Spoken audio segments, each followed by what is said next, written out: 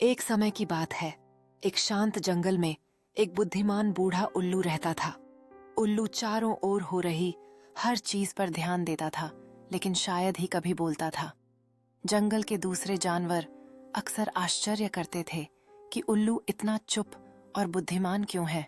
एक जिज्ञासु खरगोश उल्लू के पेड़ के नीचे बैठा है, ऊपर की ओर देखता है और ज्ञान को समझने के लिए उत्सुक है। जंगल के जानवरों का एक समूह, जिसमें एक लोमड़ी, एक हिरन और एक गिलहरी शामिल हैं, पेड़ के नीचे इकट्ठा हो गया है, उल्लू की चुप्पी और ज्ञान के बारे में फुसफुसाते हुए। बुद्धिमान बूढ़ा उल्लू अपने पंखों को थोड़ा फैलाते हुए बोलने के लिए तैयार हो रहा है। सूरज उसके चारों ओर हल्का प्रकाश डाल रहा है। उल्लू के चारों ओर जानवर अब चुप हैं, उनके चेहरे पर प्रत्याशा और जिज्ञासा है। हर एक शब्द का इंतजार कर रहे हैं जो बोला जाने वाला है। एक दिन युवा जानवरों का एक समूह उल्लू के चारों ओर इकट्ठा हुआ और पूछा, आप चुप क्यों रहते हैं और केवल कब बोलते हैं?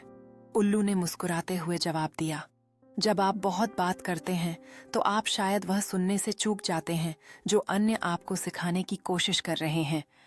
बुद्धिमत्ता तब बढ़ती है जब आप सुनते हैं। जानवरों ने एक दूसरे की ओर देखा, जैसे वे सोचते थे कि उल्लू की बात कितनी महत्वपूर्ण है।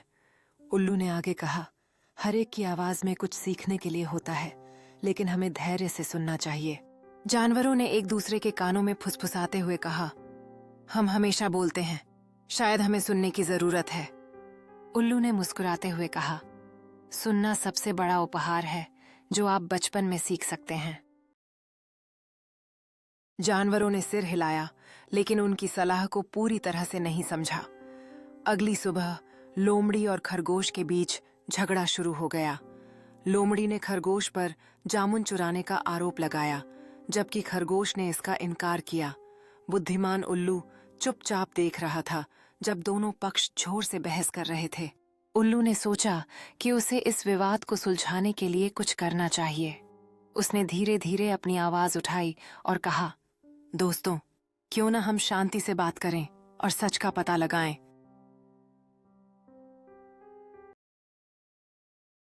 गिलहरी ने खरगोश पर बिना सच्चाई जाने आरोप लगाने के लिए शर्मिंदगी महसूस की।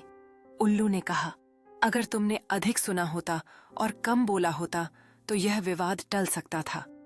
उस दिन से जंगल के जानवरों ने निष्कर्ष पर कूदने से पहले सावधानी से सुनने की कला सीखी।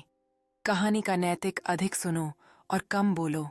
समझने से ज्ञान मिलता है, तर्क करने से नहीं।